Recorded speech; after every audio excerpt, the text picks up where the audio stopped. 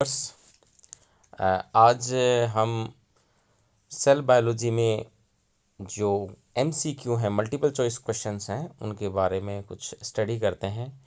क्योंकि इस कोविड-19 पेंडेमिक के दौरान जो अब एग्ज़ाम होंगी उसमें 30% सिलेबस है वो कम हो जाएगा और ऐसी संभावना है कि जो पेपर है वो भी MCQ पैटर्न में ही आएगा। तो मैं चाहता हूँ कि हम इसका थोड़ा अभ्यास करें, कुछ एक्सरसाइज करें। तो हम शुरुआत करते हैं सेल बायोलॉजी से। पहला सवाल है, कोशिका सिद्धांत का प्रतिपादन किसने किया? देखिए, इसमें पहला ही उत्तर है जेकब स्लाइडेन और थियोडोर स्वान। एक जर्मन और एक ब्रिटिश साइंटिस्ट थे, एक जूलॉजिस्ट थे, एक बॉटनिस्ट थे। स्लाइडेन जूलॉजिस्ट, स्वान है वो बॉटनिस्ट। ये पहला ऑप्शन होगा ए। सेकंड सवाल है, पादपों में पाए जाने वाला सेल ऑर्गेनल है। तो यहाँ पे है पादप सेल में पाया जाने वाला, केवल पादप में मिलेगा, अन्य सेल ऑर्गेनल्स में नहीं। तो सारे मिलते हैं वैसे तो लेकिन यहाँ आंसर आएगा प्लास्टिड।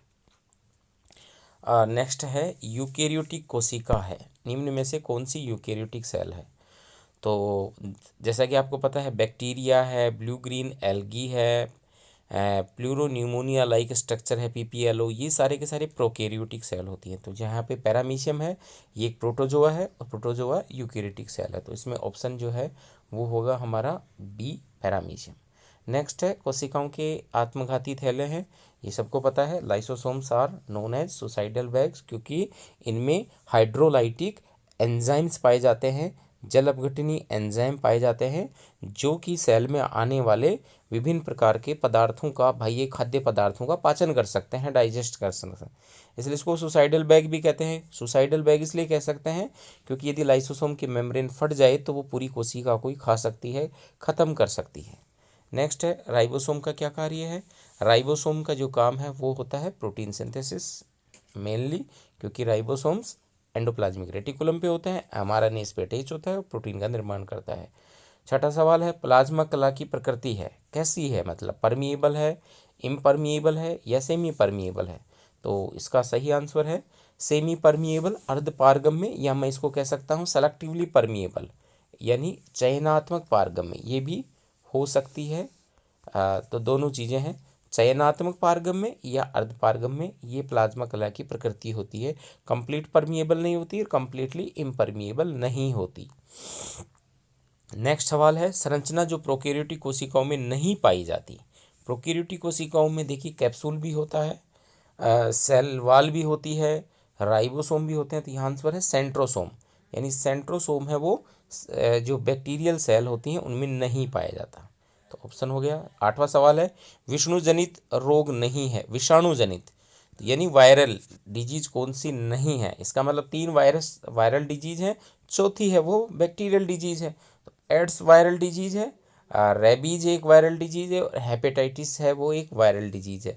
तो बचा फिर क्या? लेप्रोसी यानी कुष्ठ, ये एक बैक्टीरियल डिजीज है जो कि माइकोबैक्टीरियम लेप्रे द्वारा होता है। नेक्स्ट आता है, जंतु कोशिका को पादप कोशिका से अंगक की उपस्थिति द्वारा पहचाना जा सकता है। तो कौन सा अंगक है जो केवल पादप कोशिका में नहीं मिलता, जंतु कोशिका में मिलता है? यहाँ पे ये एक कन्फ्यूजिंग सा सवाल है वैसे। तो इसमें आएगा वही centriole. Centriole only present in basically animal cells, not in plant cells. Okay, next है, सही गलत को बताइए। ट्रू और फॉल्स सवाल भी आते हैं कई बार कि केवल हमें ट्रू और फॉल्स लिखना है। तो प्रोकैरियोटिक कोशिकाओं में सेंट्रियोल अनुपस्थित होते हैं, ये बात है ट्रू पहला। पादप कोशिकाएं सेलुलोज से निर्मित कोशिका भित्ति से होती है, ये बात भी ट्रू है। कोशिका भित्ति सजीव रचना है, ये फॉल्स है, यानी गलत बात है, सजीव नहीं होती, निर्जीव होती है। केंद्रक झिल्ली पे छिद्र उपस्थित होते हैं, सही बात है, ट्रू है। रिक्तिकाओं का बाहरी आवरण ट्रोनोप्लास्ट कहलाता है, ये भी सही बात है, तो ये भी ट्रू है। DNA जीव द्रव्य में पाया जाता है, तो जीव द्रव्य में इटसेल्फ नहीं होता, न्यूक्लियस में होता है, लेकिन जैसे प्रोकैरियोटिक सेल है उसमें जीव द्रव्य में भी होता है, तो ये भी सही है। पादप कोशिकाओं में राइबोसोम उपस्थित होते हैं, राइबोसोम दोनों में होता है, तो ये भी ट्रू है। ओके, नेक्स्ट हम बात करते हैं, रिक्त स्थानों को भरिए। सबसे बड़ी प्राणी कोशिका का उदाहरण है, इस प्रकार फिल इन द ब्लैंक्स भी आते हैं। तो इसमें पहला ऑप्शन है आपका ये ऑस्ट्रिच एग जो होता है, अंडा होता है शुतुरमुर्ग का, ये होता है सबसे बड़ी प्राणी कोशिका। और सबसे लंबी की बात करें तब न्यूरॉन होता है। सबसे छोटी कोशिका का एग्जाम्पल हम लिख सकते हैं PPLO, प्लूरोनिमोनिया लाइक ऑर्गेनिज्म, यानी ये एक प्रकार का बैक्टीरिया जैसी संरचना होती है, लेकिन इसका नाम है PPLO। ये सबसे छोटी होती है, बैक्टीरिया से भी छोटा होता है। माइटोकॉन्ड्रिया कोशिका के क्या कहलाते हैं? पावर हाउस होते हैं, शक्ति ग्रह होते हैं। तो यहाँ पे हम यहाँ पे लिख सकते हैं पावर हाउस, शक्ति ग्रह, राइट। ओके, नेक्स्ट है किसका कार्य आनुवंशिक सूचनाओं को एक पीढ़ी से दूसरी पीढ़ी में प्रसारित करना है? तो ये है क्रोमोसोम होते हैं। तो यहाँ पे हम लिख सकते हैं गुणसूत्र यानी क्रोमोसोम। गुणसूत्र जो जिनमें DNA होता है एक पीढ़ी से दूसरी पीढ़ी में जाता है। नेक्स्ट है आपका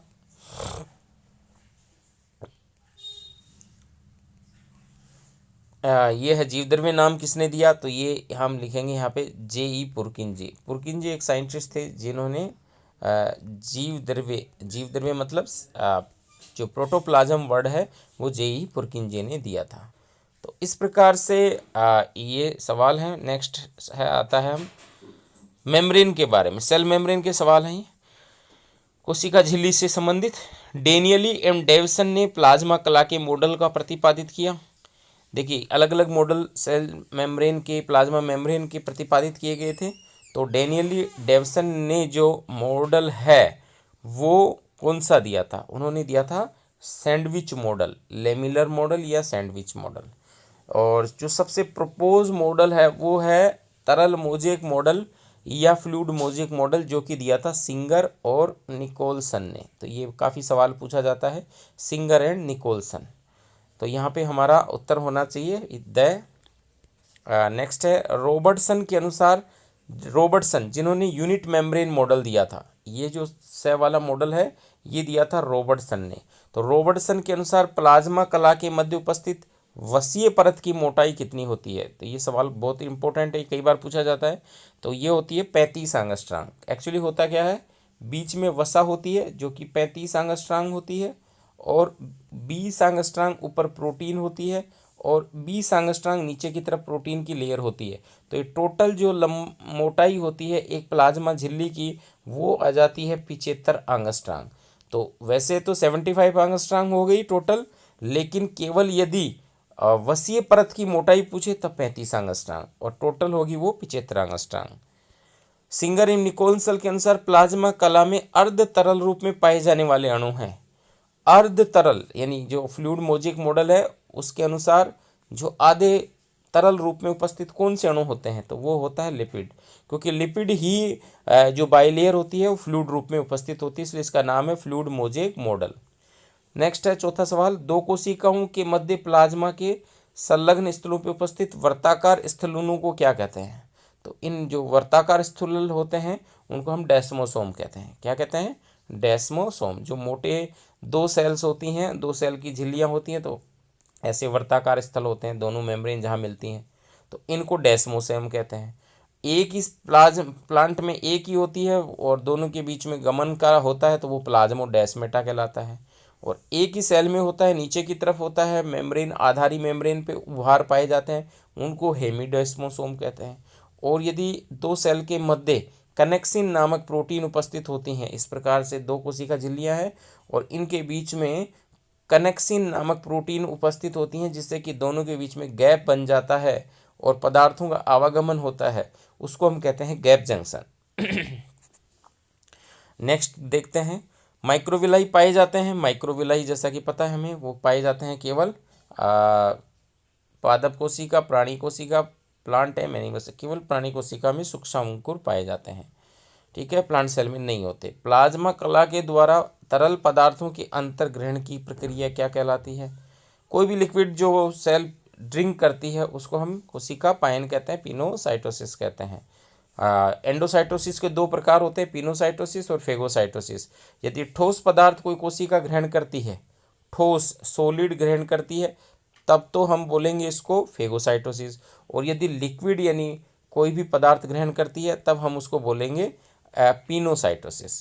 नेक्स्ट हम बात करते हैं कोशिका को अल्प पराशरीय माध्यम में रखने पर क्या होगा?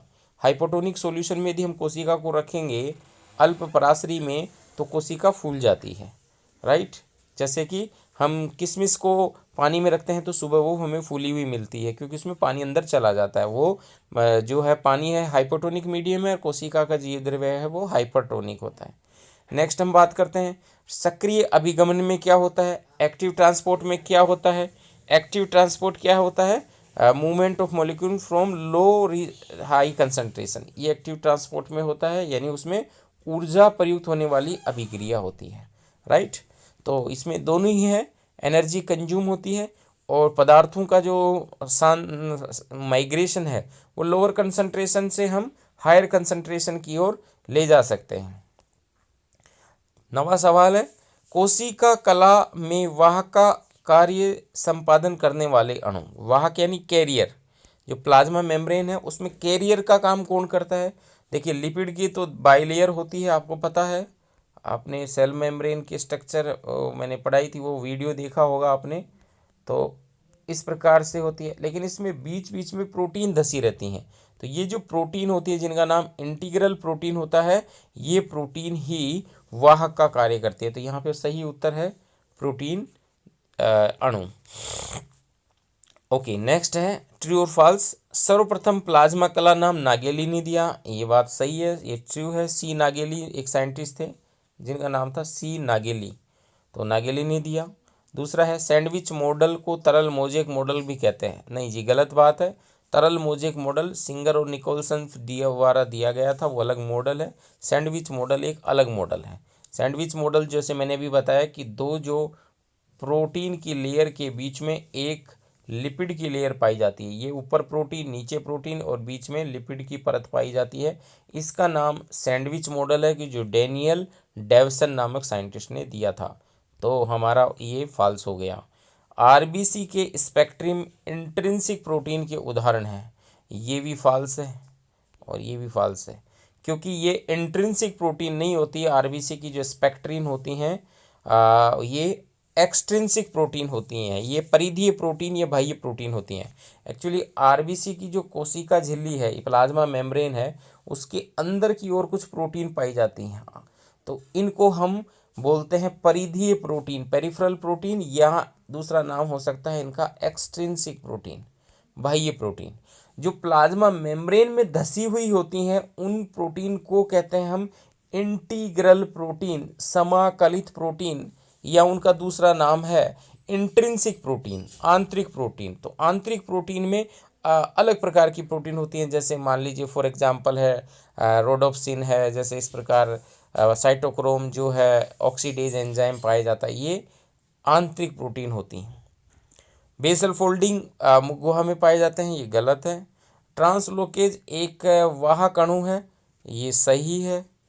ओके, प्लाज्मा कला सभी पादप एवं प्राणी कोशिकाओं में उपस्थित होती है, बिल्कुल सही बात है, ये भी सही है। फिर आता है fill in the blanks, Robertson ने, तो रॉबर्टसन ने किसका प्रतिपादन किया, यूनिट मेम्ब्रेन मॉडल का, इकाई कला झिल्ली मॉडल, तो इसको नाम देते हैं unit membrane. Unit membrane model जो है रॉबर्टसन ने दिया। रोडोप्सिन क्या है, जैसे अभी मैंने बताया, रोडोप्सिन एक आंतरिक प्रोटीन है, इंटीग्रल प्रोटीन है या इंट्रिंसिक प्रोटीन है। ब्रश बॉर्डर जो है वो माइक्रोविलाई से संबंधित होते हैं, राइट, यहाँ पे माइक्रोविलाई लिखा हुआ आएगा। जल का कोशिका में भीतर प्रवेश क्या होता है, एंडोसाइटोसिस लिख सकते हैं, पिनोसाइटोसिस लिख सकते हैं, तो पिनोसाइटोसिस सही होगा इसमें, पिनोसाइटोसिस, क्योंकि पानी जो अंदर प्रवेश कर रहा है। इसको हम ओस्मोसिस कहते हैं, तो इसलिए इसको हम एंडोसाइटोसिस ही कहेंगे, राइट, क्योंकि पानी का एंडो ओस्मोसिस हो रहा है, पानी अंदर कोशिका में प्रवेश कर रहा है। तो ये हो गया एंडो ओस्मोसिस, सही है, एंडोसाइटोसिस नहीं होगा, एंडो ओस्मोसिस होगा। स्मॉल इंटेस्टाइन द्वारा पचे हुए खाद्य पदार्थों का अवशोषण जो है वो क्या कहलाता है, वो होता है सक्रिय परिवहन या एक्टिव ट्रांसपोर्ट। क्योंकि छोटी आंत में क्या होता है, हम जो भी भोजन का पाचन हो जाता है वो आंत से कोशिकाओं में जाता है, तो कोशिकाओं में पहले से ही उस पदार्थ की मात्रा ज़्यादा है, तो यहाँ से उच्च सांद्रता में निम्न सांद्रता से उच्च सांद्रता की ओर पदार्थों का ट्रांसपोर्ट होता है। तो इसको हम सक्रिय परिवहन कहते हैं क्योंकि इसमें ऊर्जा खर्च होती है। नेक्स्ट बात करते हैं हम गोल्जी काई, लास्ट है ये हमारा। तो गोल्जी काई से संबंधित हम सवाल देख लेते हैं। सर्वप्रथम गोल्जी काई की खोज करने वाले वैज्ञानिक का नाम क्या था?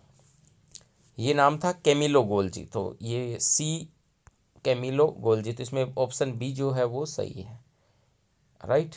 ये है कैमिलो गोल्जी, क्योंकि उस कैमिलो गोल्जी नामक साइंटिस्ट ने गोल्जी काई जो है उसको न्यूरॉन्स में देखा था। उल्लू के ब्रेन की न्यूरॉन्स, जो न्यूरॉन होती हैं, तंत्रिका कोशिकाएं हैं, उनमें सिल्वर नाइट्रेट से उसको स्टेन किया, अभिरंजित किया, तो उसको काले काले डॉट दिखाई दिए, जो कि उन्होंने उनका नाम रखा गोल्जी कॉम्प्लेक्स।